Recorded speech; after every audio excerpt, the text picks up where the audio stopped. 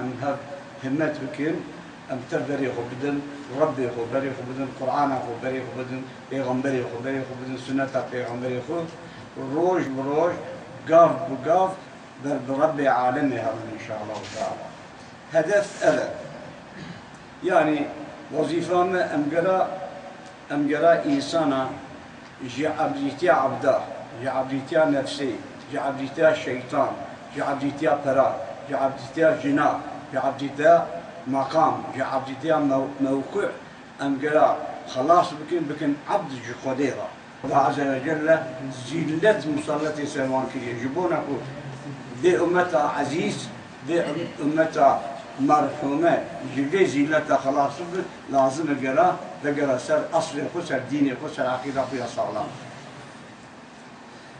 قريب برايا يعني مجادله سريه الدنيا تيداين يعني يرو حال سوريا حال عراقي حال مصري ودولة دينية دولة إسلامي بريدة يعني ظلم وتعدال واروية يمتبع معلوم تمام السبب بيس اللي تهاني جبونا كم مسلمان قوي خنادن هذا بهذا ورسي مسلمان قوي خنادن قرآن أخو قوي خنادن سنة رسول أخو بقولها كيف أخو بقولها كيف أنا يعرف حركة ذكين كتنازح على فقط يعني والنفي جبونا كل فايدة وبيجي غزتها خير في راحة الأرض تكفي دوستي وأحبابي وإحنا بري جاري كده جاري جوانا هدية بكم جبونا كهين لون وأنا أجيب لها غزتها بكم دي أوي أبي غزتها yani satışa gazeteye şeyden.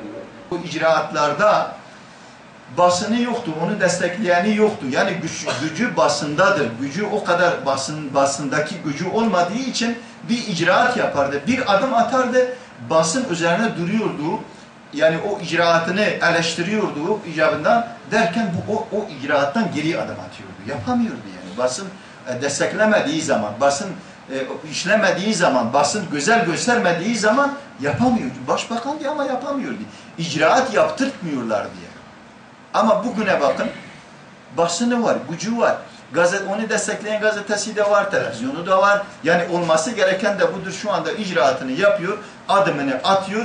O beminnet de meseleyi yürütüyor. Yani geri adım da atmıyor. Yani basın da onu destekliyor. Onun yapmış olduğu o icraatı güzel göstermeye çalışıyor. Ha güzel olsun, ha de olmasın. Ha milletin menfaatine olsun veya olmasın.